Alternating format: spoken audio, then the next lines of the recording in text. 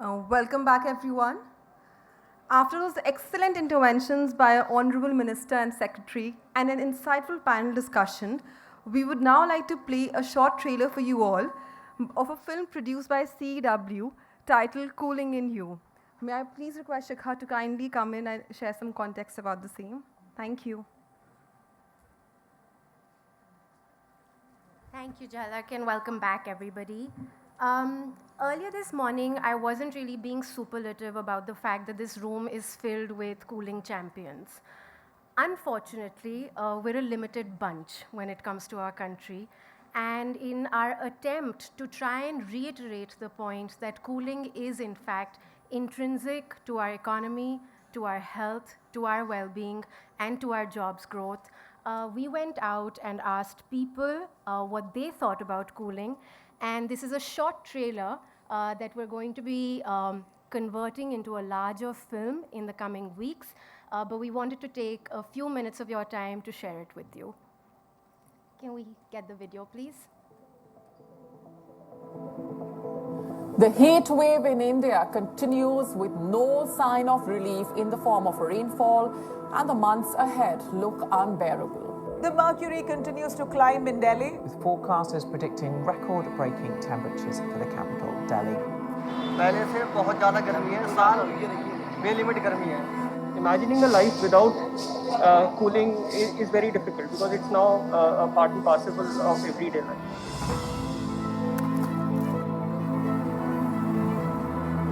You cannot think hospitals without cooling. Medicine जो भी है विदाउट रेफ्रिजरेशन हमारा काम ही नहीं हो पाएगा. दिल्ली जैसे शहर में मुझे लगता है कि गाड़ियों में एसी की बहुत ज़्यादा ज़रूरत है, क्योंकि क्लाइंट हमेशा ये सोचेंगे कि हम जिस भी गाड़ी में जा रहे हैं उसमें एसी एकदम ओके हो. तो पहला उनका क्वेश्चन नहीं होता गाड़ी में एसी तो चल रहा है ना, ठीक से चल रहा है ना. Cooling is for all.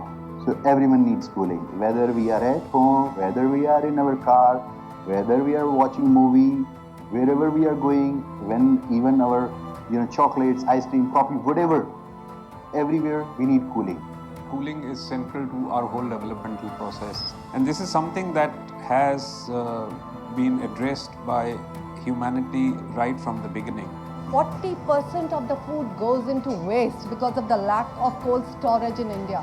Cold change के बिना तो हमें गति नहीं है. दूध हमारा है वो ठंडा रखना जरूरी पड़ेगा, दही ठंडी रखनी पड़ेगी, आपको आइसक्रीम ठंडी रखनी पड़ेगी, पनीर ठंड.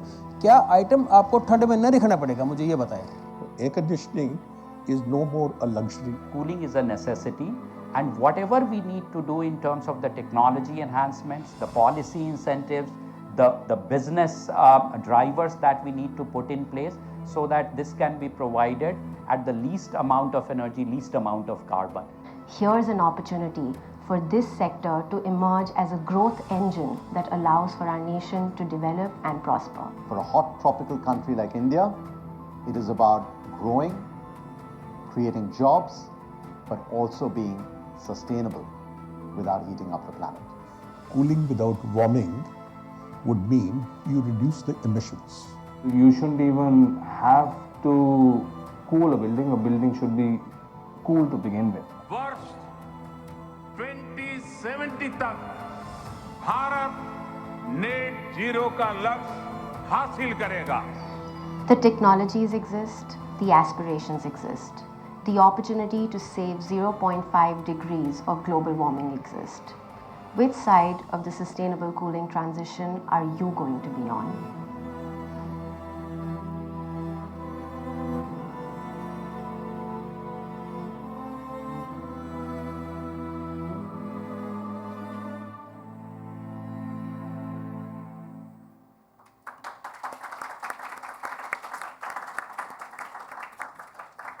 Thank you very much. And with that, I'd like to please invite the speakers for our next session.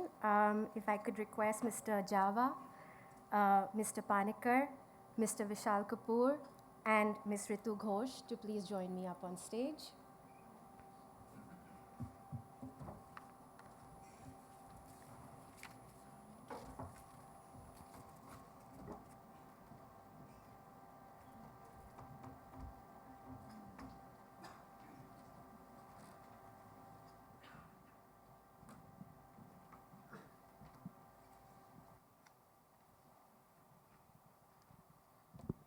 Thank you. Thank you very, very much for being here. I'm actually really honored to be a part of this panel discussion and ask some of the harder hitting questions that I think really need to be looked at, especially when we're thinking about amping up manufacturing in India with an attempt to increasing the innovation potential of our nation.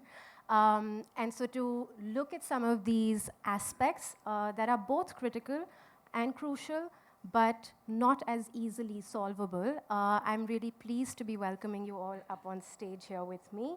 I would like to start first with Mr. Java. When we think about the production-linked incentives, right, it's a scheme that's been met with much gusto. From industry, it's a scheme that is taking our Atmanirbharta as a sankalp, as Honorable Minister mentioned earlier today. What has the industry's response been to it beyond the encouragement, of course, that you see it giving to you?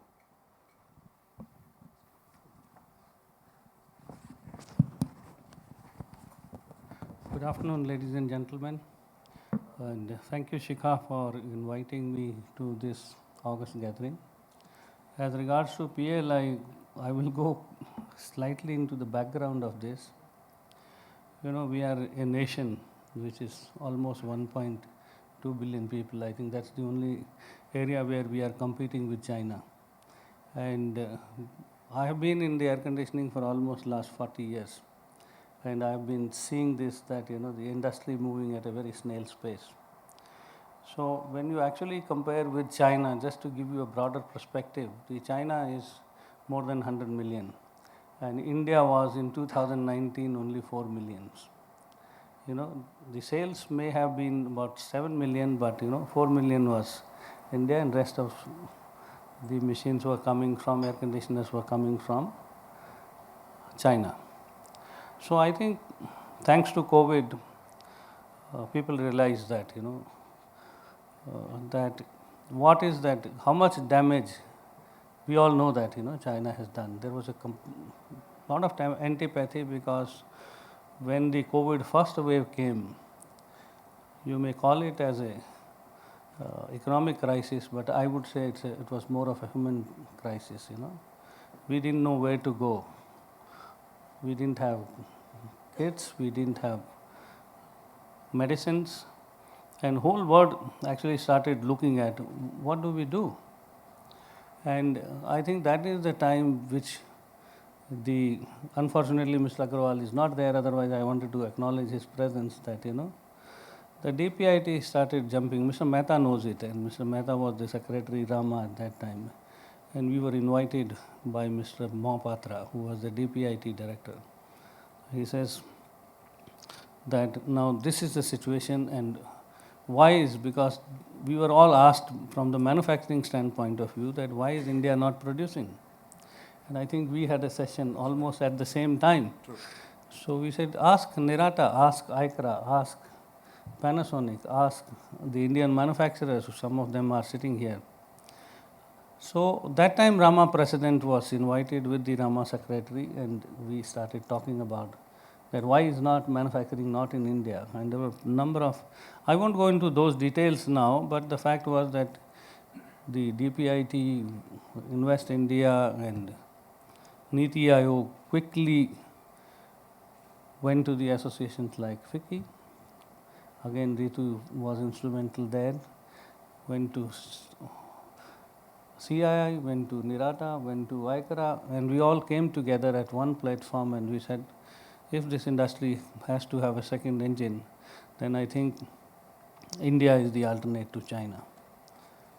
And Japanese also, because since I also represent a Japanese company, they said 15,000 Japanese companies in China and only maybe less than 1,500 in India. They also woke up. So I think it was a big clarion from the Prime Minister of India. It was big message that, you know, how do we have Jugalbandi with the industry? And I think time was ripe. And I'm happy to share today, not only the PLI, there were various initiatives which were taken by the government of India, started looking at differently, because The disability factor was one of the big reason that, any whether it is a mobile phone or whether it is a car or whether it is the air conditioner or any other white goods component, I think disability factor versus China was almost 12 to 15%. Then scale committee came, then all the minds of the country came together. Government was very receptive, industry responded to the needs, and today we can see 43 companies in white goods and ACs have applied for PLI. And when government saw such a positive response coming from them, because of course, the industry responded that what is required, what we are talking about, whether CEEW or AEE or everybody is talking about, today we have industry stalwarts sitting here, that sustainability. It is not that, companies are also running today just to pay dollar taxes. They are looking at innovation, they are looking at research and development, and more big companies are being joined by the youngster today, the companies who are responsible for sustainability drives or energy efficiency. So this country, I always felt that had great potential, skills, and that is how PLI came. So PLI was largely with consent of the industry and was a moment which was primarily adjusting what is the disability factor. Thank you. Ritu, I saw you nodding extensively to Mr. Java's comments. I want to ask you and pick up on that point of sustainability, right? Because explicitly, the PLI scheme does not include any kind of sustainability ambition, as a protocol or as a mandate. But we see that the industry is not waiting for the government to mandate that, right? It's already sort of well ahead of the curve, even if we think about what we've committed to internationally. So I wanted to hear a little bit more from you in terms of where's the industry coming from, right? And what is that readiness that we're already finding in India that's allowing us to leapfrog? Thank you for the question. And yes, I was nodding extensively because one beautiful thing about this PLI, as Javaji mentioned, was collaboration. The kind of collaboration the industry has seen amongst competitive brands, amongst government and industry, among small sector and big sector, it's been, I think, the first of its kind. And like all the associations also join hand in that thing. And to be able to understand competitiveness over here and sustainability angle, I would just like to step back to understand what was the objective of PLI when we all began. So basically, the clear objective of PLI was to build competitiveness.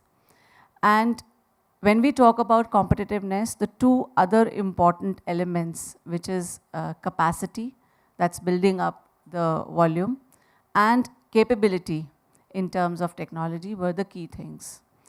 And while competitiveness could be built when we have capability and capacity, it also further feeds in the capability, capacity feeds into competitiveness and vice versa.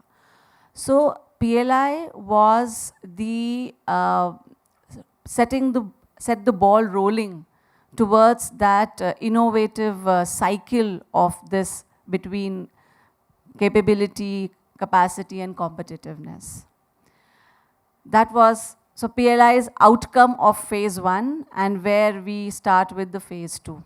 And in those terms, I believe today, when we talk about sustainability, I think sustainability is one of the major and the key elements which define competitiveness. While there was a lot of talk about how we build up the capacity, but when we talk about capability, it was given that capability would mean not only technological enhancement to offer quality, but also to answer the very pertinent questions on sustainability. Whether it be sustainability in terms of being net zero, or whether it being, we are also talking about now circular economy. So sustainability also means the design element in including that how we can have a sustainable design in those terms. And obviously, when we are fortunate enough that this is the time when the realization is there as an ecosystem, as an industry, and when we are leapfrogging to build that competitiveness, we are taking sustainability as an integral part of it.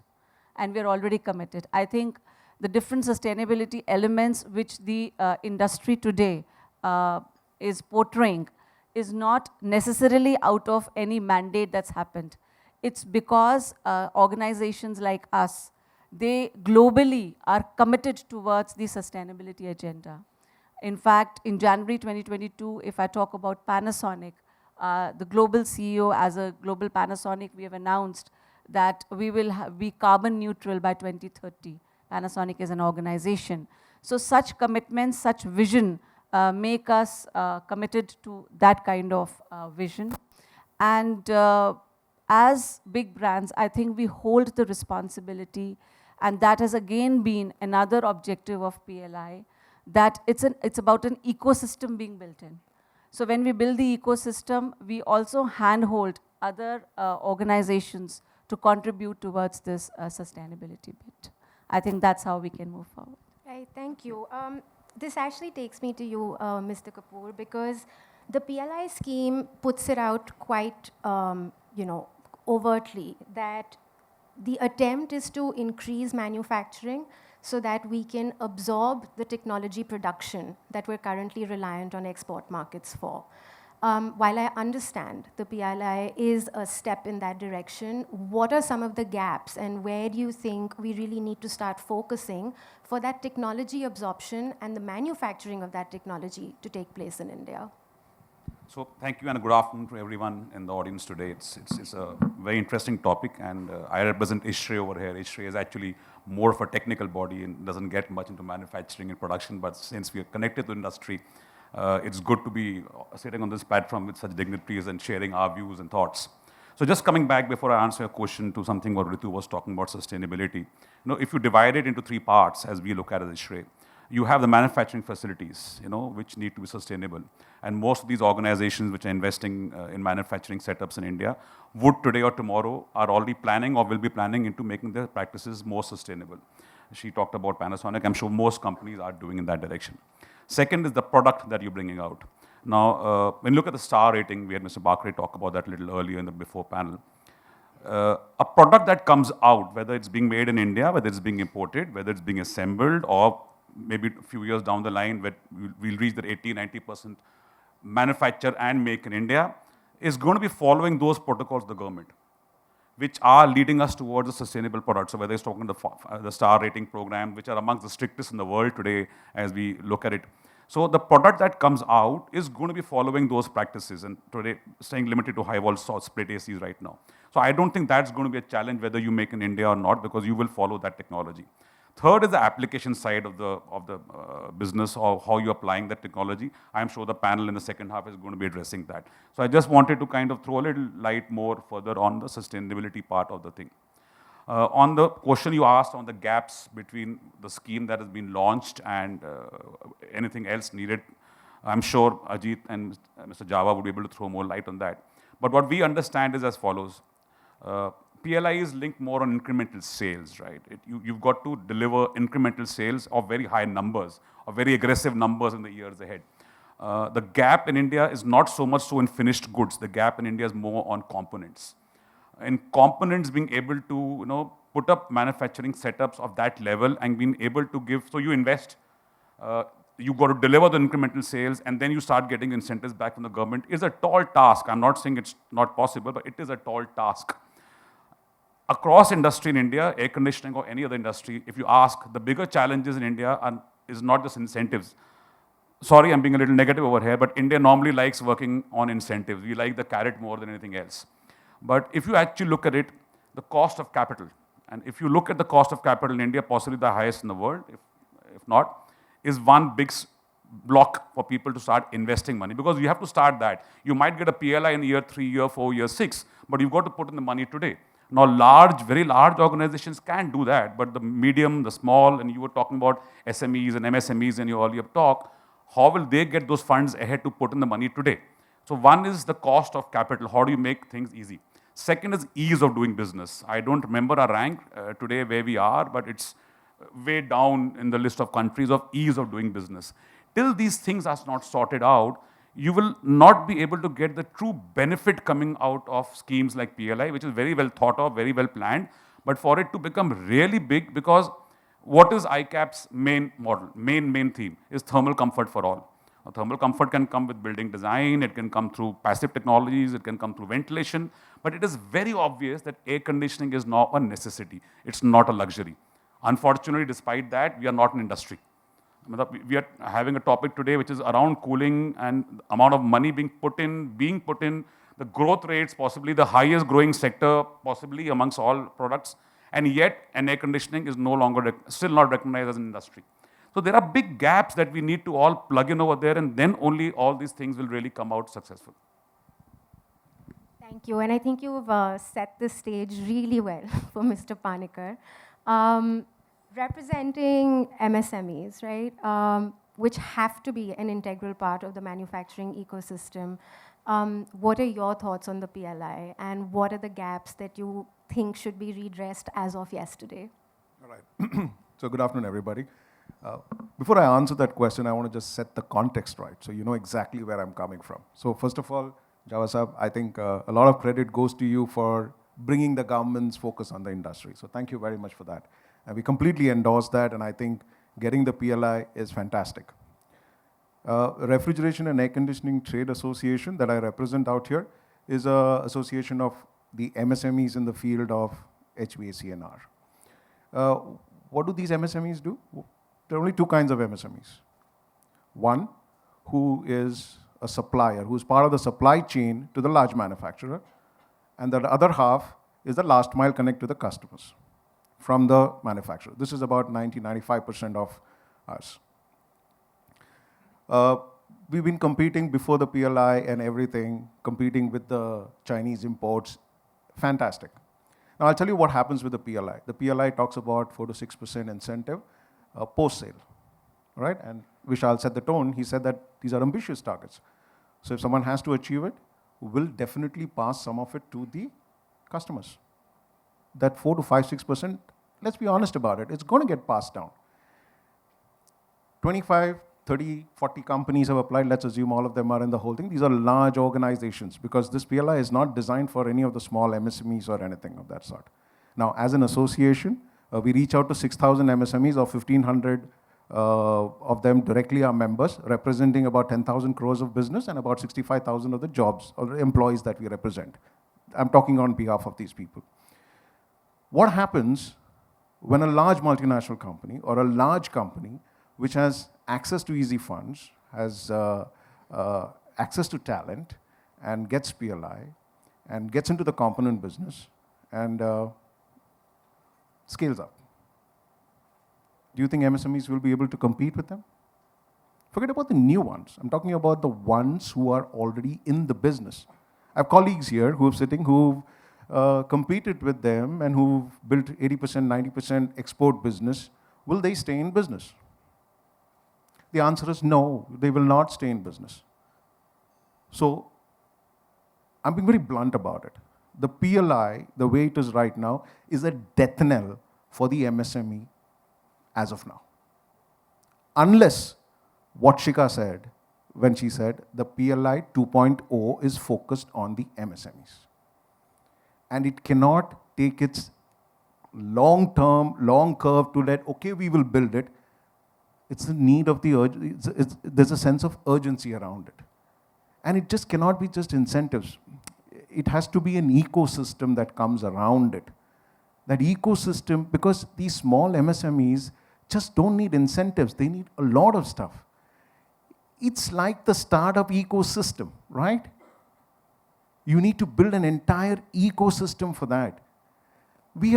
MSMEs are just used because it's a fancy for all of them to use MSMEs, because it's a huge vote bank, they are the biggest employers.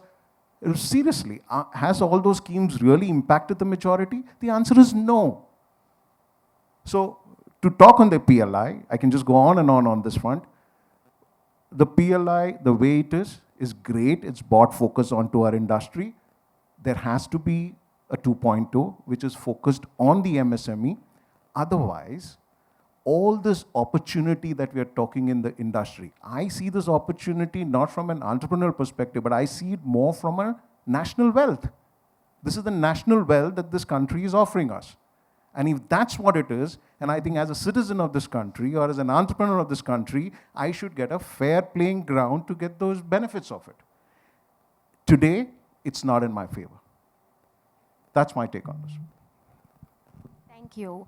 One of the often cited reasons, right, for this sort of vendor backward program that companies or large OEMs are not necessarily going towards is the lack of quality, the lack of standardization, the lack of certified standards for that product to be able to brought into the supply chain by the larger companies in India. My question is to Mr. Java, that do you think with the PLI scheme directed, almost half of it is directed at the export market, what are some of the elements that will allow for that backward integration to be able to support the MSMEs within the country? I first want to shake hands with you and want to tell you that I'm not representing multinational company. Okay? I come from an SSI background, and I'm from compressor market. I only want to just think little positive that where we were, where we are, and where we want to go. Do you think that situation is slightly better or getting better or no? That is my question to you. So Java sir, I started off setting the contest saying that no, you set the tone and we owe it to you, no doubt about it. Although we had a big wish list when we went to the government of India, but surely and certainly I want to answer Vishal's question on ease of doing business. 3 years back the ranking was 250 plus, and today it has actually come down to 62. And the aim, the Prime Minister Clarion at least says that, it should come down to 25, right? So on ease of doing business. Second, again, the man is not there, but I want to salute him. When he asked me that, okay, what are the big deterrents? And when we asked that, one is the sustainability, the innovation, why is R&D investments not coming? Because I have friends from the organized, and I need to be blamed, and I took the blame because I was representing those companies, 80% of the investment has come recently by the outside world, and the FDI inflow is all-time high, because they wanted to see alternate to China. The kind of investment which has come, whether it is on FDI or Forex, is all-time reserve is high. Thirdly, also for your information, that air conditioning industry has been taken as a sunrise industry before the PLI by the Prime Minister announcement himself. And fourthly, his need was, I am not representing government also, his motive always was that not to give it to the big companies, give it to those trade associations, because the ecosystem is only 25% in India, 75% is outside India. So please bring the SMEs to the fore. Maybe communication. I'm not the ambassador, I'm not the person. The objective of the minister, and I was fighting on the other side with the minister and the other, that if you really want to grow, you should give it to the finished goods so that we can take these standards, international standard machines, to the export market. He said, no, my job is to actually support the SMEs. Please create an ecosystem, what China has done on mobiles, because maybe there were more than 200,000 companies, and today it is less than 50 companies, because what they are trying to do it in the mobile industry. And again, Foxconn, in near to your territory, you go and see how much employment he has given. So his objective was very clear, that increase that 25% ecosystem to 75%, for which you please bring the SMEs first. So all the time our focus was not on finished goods, our focus was not on the, exports, because he said exports, all these international brands are in any case available, right? The third thing he said that you should create a global supply chain system. So it is not totally negative. Yes, from zero, which we were not getting, perhaps you will get today. And with the cheap money coming again from You will get a great opportunity, those who are forward looking, to have, because you know, if any company has to create an ecosystem in the country, they cannot create it bringing people from there. So I think this should be seen little positively from that side. Yes, if you honestly ask me, the gaps are these only. The industry, the Refrigeration, Air Conditioner and Manufacturer Association, or the FICCI, or the CEEW, they always wanted that finished goods also should be included. So I think the one of the two things, that one, it is a sunrise industry along with furniture, and also the objective was create the market, grow the market for MSMEs. These were the two questions. Yeah, now I will come back on to your question. Yes? Please repeat the question. I actually have another question for you now. So given the constraints that you've outlined for us, right, and acknowledging the constraints of the MSMEs, within the PLI scheme, what is it that can actually be done for building competitiveness or providing greater access to technology as well as capital, right, both within and beyond the PLI scheme for the SMEs within the HVAC sector in India? See, I must also tell you that, you know, apart from the scale, India has a great skill, you know, also sustainability initiatives. It is very unfortunate that, you know, the copper, the aluminum, many of the companies, Indian entrepreneurs, have gone and set up outside in Malaysia or in Taiwan or many other places. They don't sell here, but they sell it to many multinational outside. So I think one of the big success was that those companies have actually committed, and they just cannot, you know, produce it without the help of the SMEs.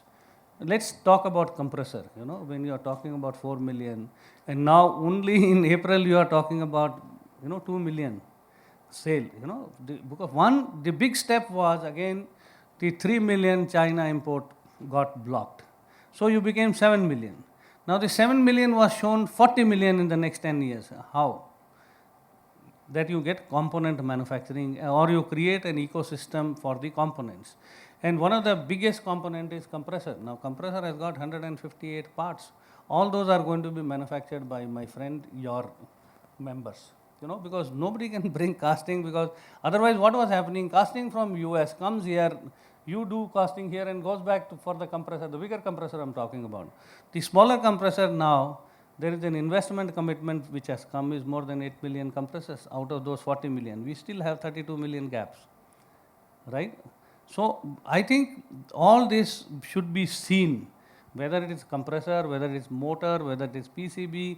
Already the electronics, I mean, India is leading, but unfortunately, all the components, what we are talking about or what we are stuck about, this is because of these global challenges, and we did not create the ecosystem. So this may not be on, you know, 100 out of 100, but maybe 100 out of 10 out of 100 is just started. So this is a moment which has started, which the government at least intention is that, okay, let us make some beginning, and then look at, can you reach that 40 million, and then, you know, we give you more incentive to take you to probably 100 million. So please support. I'm with you on that. Support. Mr. Kapoor, coming to you on this entire conversation, right, about competitiveness and sort of quality, with the export-oriented ambition of the PLI, do you see a backward integration in the way quality and technical standards will get incorporated into India? So wrong guy to ask the question to. I'm going to leave it to Ritu and Mr. Java sir to answer that. But let's understand, again, going back to this point of view of the need of PLI and why it's come in. Yes, it's export oriented. We've all been talking about that. But there's a dichotomy over there. You talk of India market going to touch 40 million in 10 years. And we are at a production right now of 2-3 million at this point, made in India, and maybe reaching 5 million, 6 million. And then suddenly you say that, yes, all this investment is supposed to propel the export sector. How will the domestic sector be first served? Because the domestic sector itself is looking at huge numbers coming in the years ahead, and I hope they're true. So these companies are going to be investing or through PLI going to be looking at the export sector, or obviously they will first look at feeding the domestic markets, because otherwise you will continue to import and continue to export the same product. Business-wise, it might make sense because exports are a little bit more profitable as compared to what to do domestically. But from an economy point of view, from a government point of view, I don't think it adds up. So the focus will need to remain more, I would say, on domestic to meet the demands, because importing is going to be difficult. For example, imports are not allowed with refrigerants today. Okay, so that itself is a good stumbling block, if I could call that. It was a deterrent that stop importing. There are incentives to make in India, and then there are deterrents to stop making in India, to stop importing. Now, that is a very big deterrent to charge refrigerants, bring in a machine, charge it. You have to put up facilities, etc. for that. On your question on technology, I think Java have talked about something which is very correct, is how much of backward integration can a company do themselves? They will have to outsource. You look at the automobile sector. When the automobile sector peaked a couple of decades ago, the amount of backward integration that opened, but through outsourced companies. It says when a company puts up a factory in one city, an automobile company, that whole city or around that city becomes a big hub. It is not just that company. It's like when a Maruti came, or what maybe Nano went to Gujarat instead of Bengal. It all around that, the whole economy grows. It's not just that the company grows. It's everyone around that. Multiple companies will put up setups. There are support things. You'll have to put up hotels and hospitals and malls. Entire economy changes.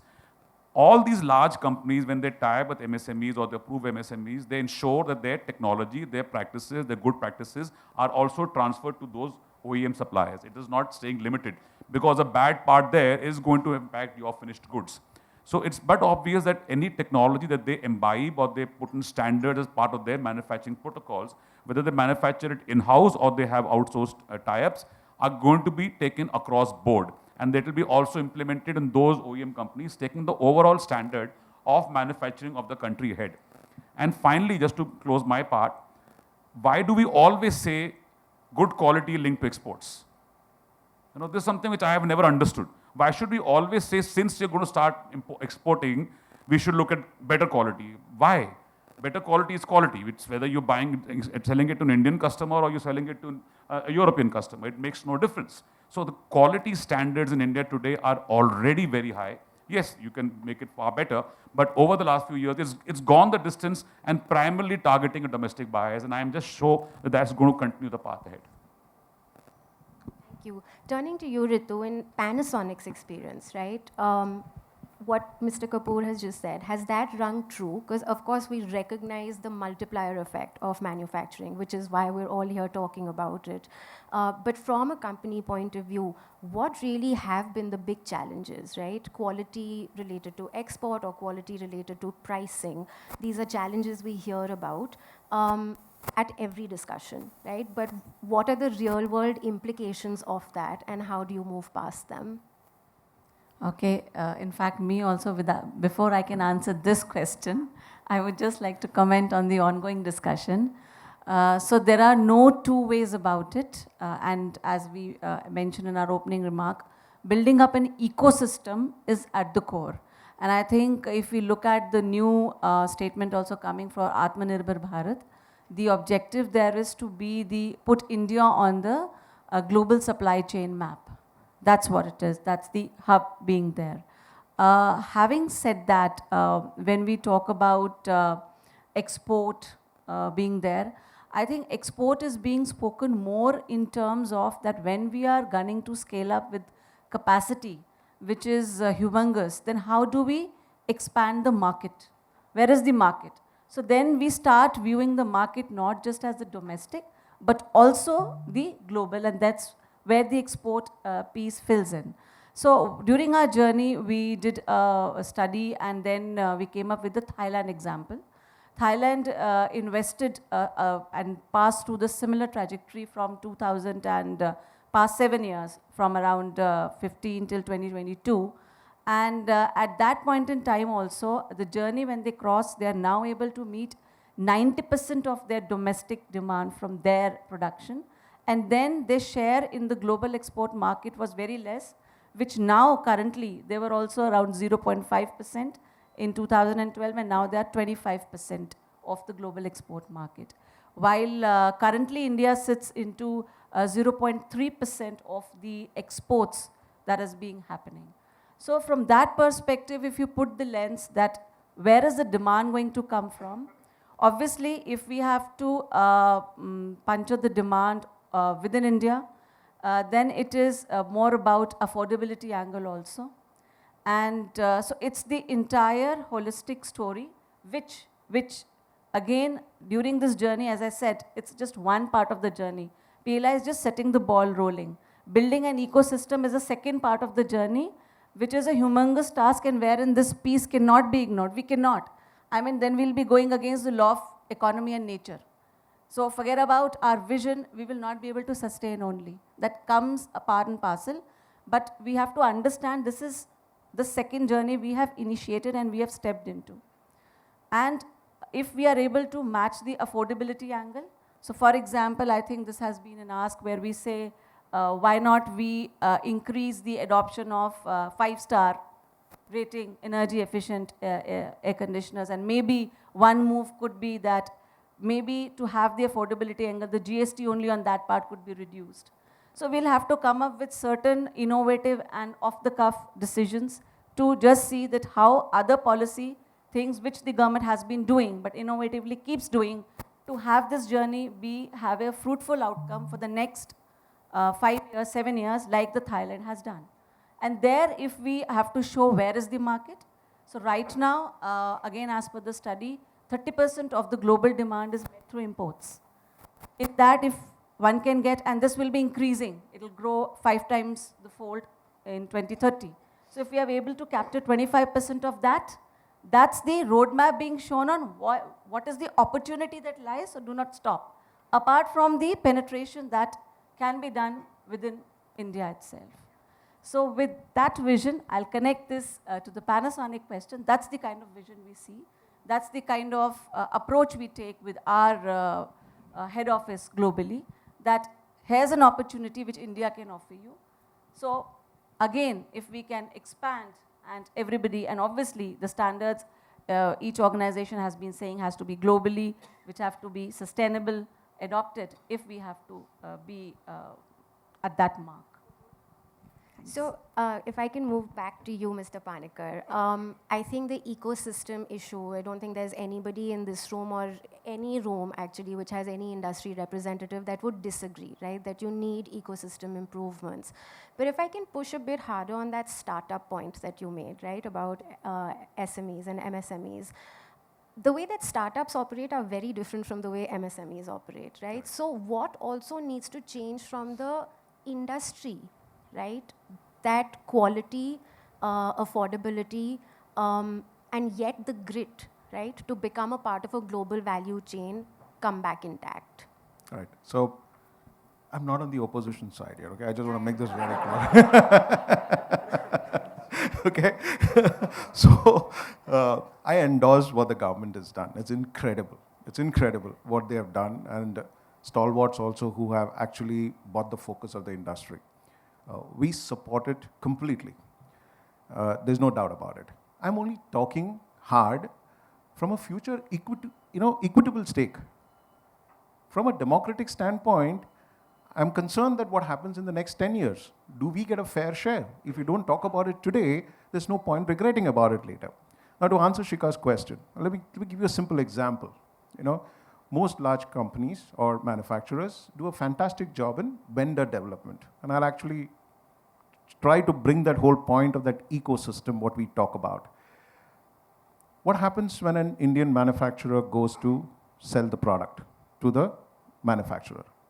First thing he'll say, specification sahi nahi hai. It's not good. You need to improve. Coming to quality perspective, right? So he builds the whole quality, goes back. Please remember, these guys are not funded. These guys have mortgaged their houses and run the business. So whatever they are, and the working capital in this country for MSMEs come when I mortgage my house. Okay, I don't get easy money at the rate of about starting if there's about 11%, coming down to about 8% as I grow the business. That's the reality. So after I have built these specifications, then I go to the commercial, and he says that ab mujhe bechna hai, I want to sell it to you. So he says, dude, your price, I can get it cheaper than from China. It's so easy. It's a lose-lose battle. I want to be in this business. And this is a story that's across the MSMEs across this country.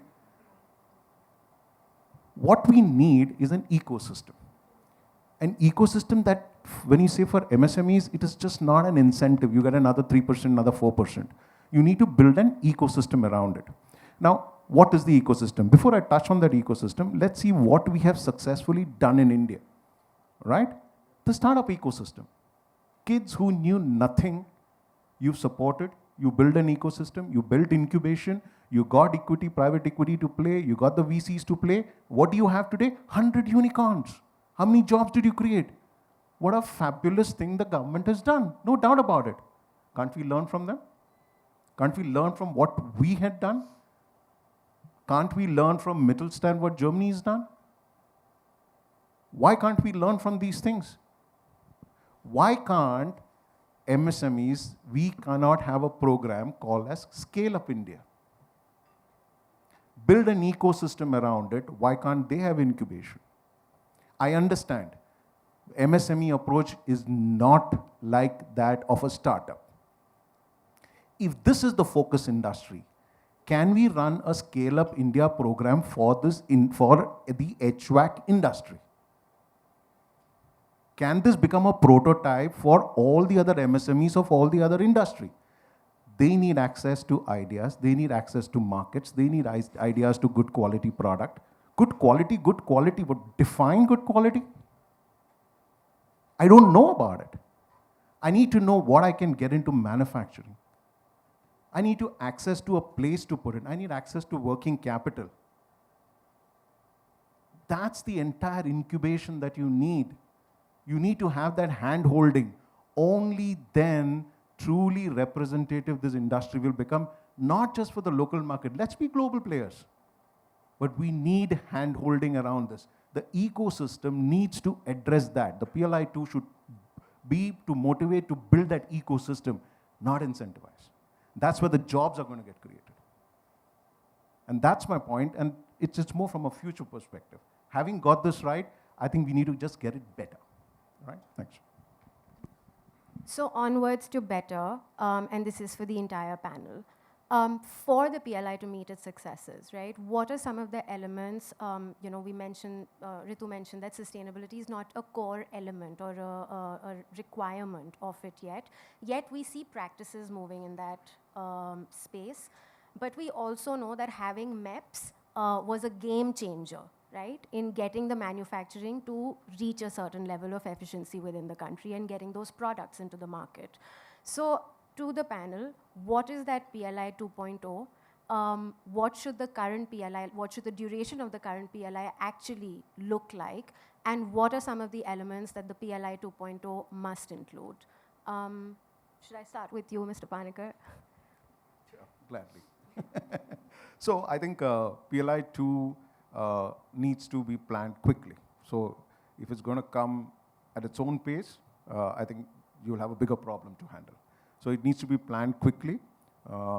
Second, it should just not be only around incentivization. It should be a complete incubation model. If there are, if you have to build that kind of components, one thing is very clear. The existing people who are in the industry is just not enough. You need to bring in people from other industries or people who are in the ecosystem but not into those manufacturing. Say, for example, can we identify those traders or system integrators who have the potential because they have the domain expertise to get into one of those fields? Can we handhold them? Can we mentor them? And can we fix those problems they have, of getting those licenses? You're talking to a bunch of people who never, we spoke about ease of doing business. We've done very well, but half of them think that, dude, manufacturing is not happening in this country. It's a mindset game that we need to change. A mere incentive in PLI for MSMEs will not do the job. It has to be a larger ecosystem in terms of building an incubation and thinking of, can I identify the next 200 companies in the first phase to come on board into the manufacturing? They could be existing manufacturers, or they could be people who are not in the manufacturing but in the domain wanting to get into it. That should be the first step to get into it. That's what I would say it should be.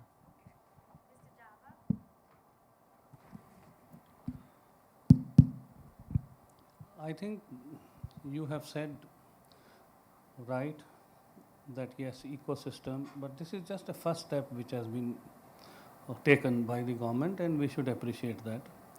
Surely and certainly, again, going back on to what she said, maybe this time the collaboration took place with some of the associations. It was initiated by FICCI, SOCHM came, CII came, and Rama also came. And SIAMA also came, and a lot of people who were associated with SIAMA, they are also party to this. Apart from 6 or 7 main manufacturers, I think a lot of SMEs have also participated in this. But yes, individually you can only break barrier, and collectively you can create a new horizon. So I think the next PLI too, people like you should get involved into it, so that you can understand from the other side that what actually has been done and what could not be done. There was a whole lot of wish list in this. And idea was this only, that when we are actually able to take these standards, like, when you're talking about quality and when you're talking about the cost, I don't think that, a lot of initiatives have been taken by BEE. In the morning we were talking about.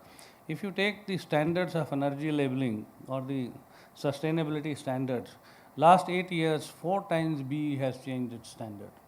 And today, we are competing with the globe, on global cooling price. And it is not that world is looking at a quality product. India is maybe looking at the quality products which are higher than the world, but value for money. It's like you don't want cheap, but you want value for money. We have seen this in the cars of Suzuki. You just take one example. Or even take Daikin. I mean, we have grown 16 times in the last 10 years. So it is not that, you can supply one VRV. It has to be a zero defect, right? If you are producing a centrifugal chiller, or a magnetic chiller, it's not that the customers are all the same, the world class, top class hotels or airports or malls, no one can afford not to have. So I think it's just a question that, and also SMEs or MSMEs and all, when you come, the whole idea of the government is this only what you are wanting to actually hear. The idea was that, okay, how many suppliers you can get from outside who can actually give opportunity to the existing suppliers or existing traders or system integrators, in fact, that we could build this ecosystem.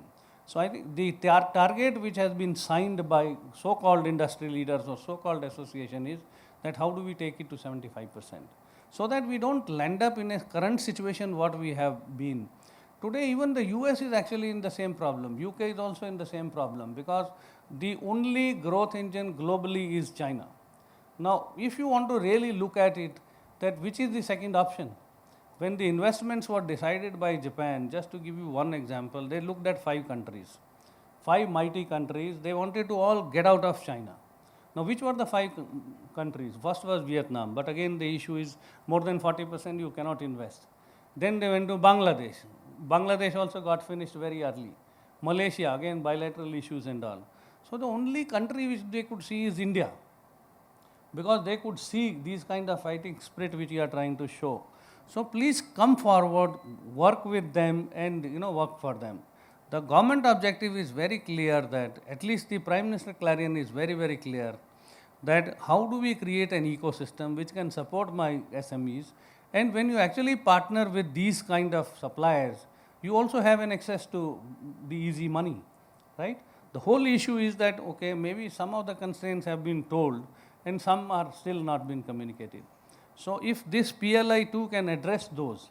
And coming back on to Vishal's question, that, first, of course, we are looking at affordability, sustainability. Now, whether we can get that from Indian market or no. But obviously, you can't go to the markets like Europe or US, which are already mature markets, or Japan. You cannot go in. But, India, fortunately, the brain and brawn, if country like Japan comes together with India, what you can do is you can go into the emerging markets like Africa. 18% of the world market which has not been capitalized by Indians, and 17% of the world market is in India. So you have an access to 35% of markets which are low-cost market, which are probably non-inverter market, or which are actually, you can use India's scale and go with these benefits. These benefits are again not sufficient. If you are trying to address the disability factor of 12 to 15% versus China, maybe 6% you got it here. 6% they have decided that, okay, you get with the economies of scale. And the directive again is signed that you are not going to pass it on to the customer. That is also an understanding. So therefore that, 3 billion which has come from China, at least 4 becomes 7. And 7 becomes 24 for domestic. And 16 is, which is coming from these emerging markets, where again, you as a company or you as a country has a excess that you can produce at the lowest cost. If you produce in India today, what is being produced in Europe is 30% cheaper here. So the government also wants to, or the world wants to encash on your skill capabilities. Obviously, we have not made investments on research and development. How many companies in the country has made, till very recently, on research and development or on skilling or on creating this ecosystem? So rather than just saying that, okay, we don't want to create an ecosystem unless you give me money, or, let's look at how we can communicate our message to those people. Now today, these 3 agencies, believe you me, in last 42 years, I have never seen this kind of an ecosystem. I think the golden era for country is going to start, because you have FDI, you have Forex, you have government who is willing to listen to you, and they are competing with each other. DPIT, Invest India, and Niti Aayog are competing. And on top of it now, my friends, Scale Committee. Now, it's not that we did not have fight. We were actually telling Scale Committee chairman there, I said, what are you talking about? If you cannot bring Matube here, or if you cannot bring Hindalco here, who are supplying to me outside India, what is the ecosystem we are talking about? So please force them that they are Indian people, and they have to make this investment. So some of these communication, collaboration, at the same time, which I said in the beginning, Jugalbandi. And I am not hesitating to tell you again, if we can't do it now, we have to be blaming ourselves what we have been blaming earlier. Because opportunity is lying in your neighborhood. Maybe we have to blame ourselves that we could not encash it for so many years. Now, some opportunity is there. Let's try and see if we can capitalize on that. Absolutely, if I may take the opportunity. So thank you. And I will be on the same page.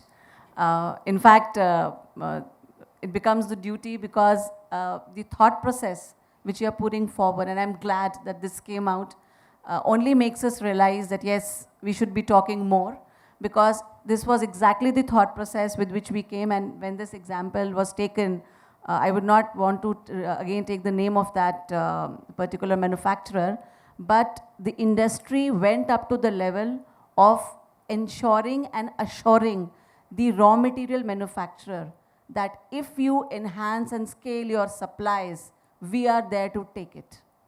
And in order to do that, we are already hand-holding them as an industry to match up the quality that we are expecting. This job is already happening on ground.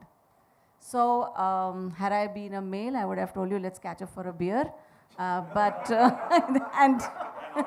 And yeah, so not to give any wrong messages, although we can still do that, but the idea is to enhance communication so the collaboration can go beyond. So that's where the intention is. And just to assure you, that's already happening.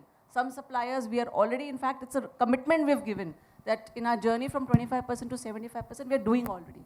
But then that's, yeah, I would just like to mention that. Thanks. Mr. Kapoor? Very difficult job of being the last panelist, trying to close. Everything's been talked about. Oh, there's more coming. So I just thought I'll just say ditto and move on from there. But it's just one thing which I think Mr. Java also hit upon and Ritu also talked upon was on this, the challenge we're facing recently is on the raw material pricing. And it's hit everyone. It's hit the manufacturing sector. It's obviously hit the construction sector. And it's really tough right now. And I don't know how much we're engaging with the government on that. Because if this continues, this word called affordable cooling is going to disappear. There's nothing called affordable today about cooling, frankly, if you ask me. It's become the most expensive cooling. Which whatever you might do with your quality, whatever you might do with PLIs, etc., if that's the cost of input, what will you be doing with output? So I think that's one thing with some point we need, I'm sure the talks are going on and conversations are on with the relevant department, but I think we need to stress a little bit more on that. And I'll go back to my first point, just to sum up, in my opinion, for this part of the session, would be on cost of capital. You've got to hit cost on capital for businesses to invest in India. Specifically for the MSME sector, it's a lot of there on paper, outside the PLI and all that, but MSME scheme, there's a lot on paper, but very little in translation and actual. So we need to look at those aspects to encourage people to put up businesses, whether in manufacturing or whatever else. Thank you actually for bringing that up. Arunabha sent me a message just as he was leaving, asking me to ask you all exactly this question, that how does finance and the cost of finance become central to the ecosystem conversation when we're speaking to government? I think I'm going to look to Mr. Java to answer that. No, there are already some initiatives which are being taken, and as I said that, one of the question, very interesting though, during this PLI conversation when we were having with the scale committee chief, the point came even Indian versus global, that schemes should be different. Remember, then we actually, so apart from, and one of the other challenge was that, okay, you have a capital accessibility to capital at a very cheap rates. And then this point came up that, okay, how many of you are actually ready? So if some of you are ready, there are already some finance companies from Japan and rest of the world who are willing to support you. And even continuously these efforts are also being taken by the government. Of course, again, some bad history, etc., is also there. So government is definitely looking towards this. And the whole idea is that one of the major point in that ease of doing business is coming this only. Government wants you to actually grow the market, create the market for the world, also create high standard products compared to the other market. At the same time, they are willing to listen to your issues which are genuine, and they are also wanting, they are not happy with 100 unicorns, by the way, because you don't know how many actually will get success, because they still focus is, because being a CI man, I am committing to you that, their focus always have been that genuine issues of MSMEs should be addressed, and one of this is cost of capital, which we have been talking about all the time. Yeah, again, answer to your question of, I think this was the fundamental of PLI. So I'll be failing if I don't. We were anticipating this, that perhaps we did not anticipate unicorn war. But when China thing happened in the first year, everyone started talking about how do we move out of China. And India was the best place because of the population and because of the skill and capability, and at the same time the vision of our government.